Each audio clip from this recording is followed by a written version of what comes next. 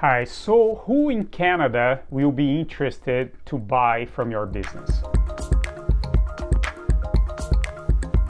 Well, click here the subscribe button and set up the alert if you want to be notified when we put more videos. Remember, if this content is useful, let us know by clicking the like button. Remembering that we here focused on B2B, sales from business to business. But there's a universal truth here where people buy from people they trust. They buy when they trust. So here's the thing. I notice it happens very often with foreign-born entrepreneurs in Canada, people who are born in countries that are considered emerging countries. They typically think like this. They think, okay, the higher in the organizational chart, the better. If I can talk to the CEO of the company that's going to buy from me, that's what I want to do. So the higher, the better. Well, no, that's not the case, and let's see why. Let's look in more detail what happens at emerging countries. We start with places that have very big socioeconomic inequalities, right? These places tend to be more hierarchical, and people at the top are well respected regarding people in the bottom are kind of a little bit afraid from the bosses, right? So that ends up leading to very different sales approaches.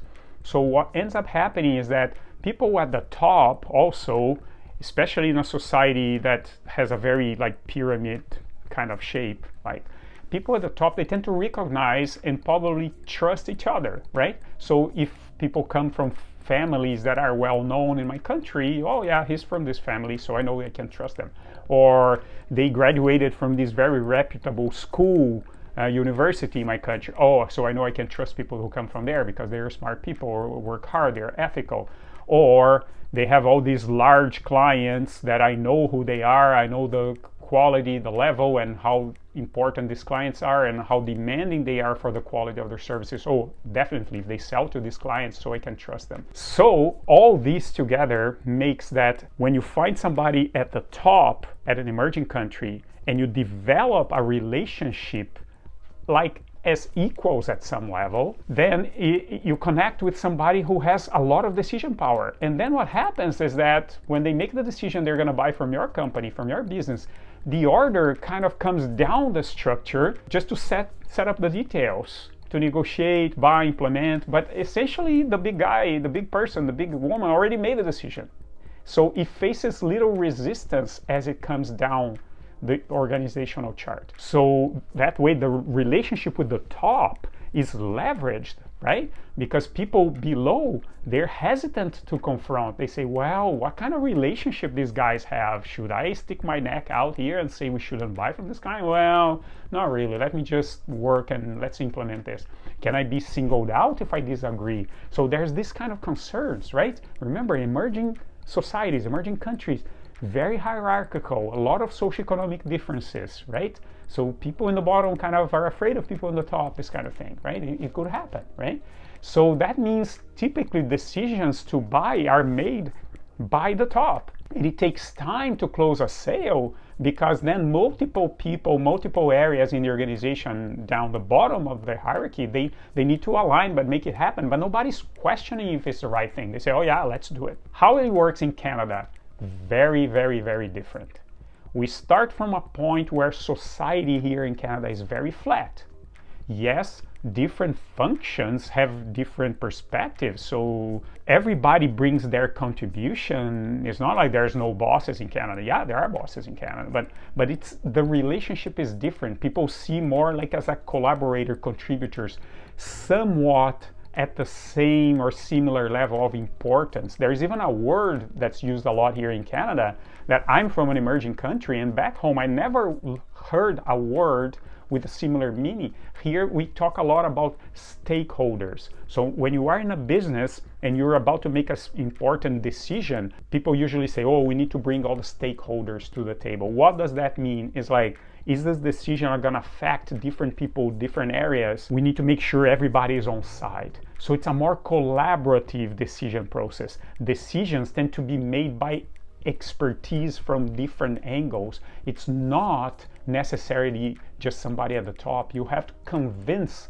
multiple experts at different levels, layers in the hierarchy. right? So that can be complicated. Say, oh my God, if I don't sell just to the CEO, to the most important person who's gonna decision, if I'm not looking for the decision maker, so how can I sell? Who do I talk to?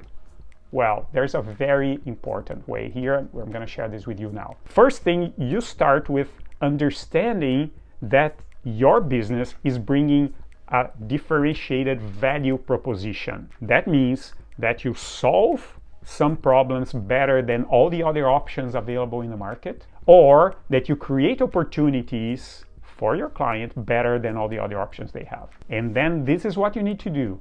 You need to find what kind of person, what person inside that organization will benefit the most, will be most positively affected when they make the transition for whatever is the solution they have today to adopting your solution. And why is that important? Because this person, it becomes like your internal advocate, right? You need to build rapport with this person, understand their pain, understand the opportunity they're trying to create, and they are gonna tell you what it is that they need to be able to successfully sell that idea internally that the organization need to switch suppliers and start to buy from you. You have to have in mind that you need to help these people look amazing. They need to look really good when their business transitions from their current supplier to you. Again, you're not trying to find the person on the top and build rapport with the top. It's like you're finding an advocate, an internal salesperson, if you will, right? So that's how you approach the sales in Canada. So who in Canada you'll be trying to sell to, it's not the person on the top. It's the person who's gonna benefit the most when your solution is adopted in the organization. And how do you build powerful global solutions? Well, remember, emerging country creativity combined with the Canadian infrastructure, that produces very global, powerful solutions, right? And it's good to be a foreign-born business person in Canada. But how do you leverage that? We have our program here, Your Business in Canada, link in the description, and we help businesses find success at different sizes, at different stages. Good luck, talk to you soon.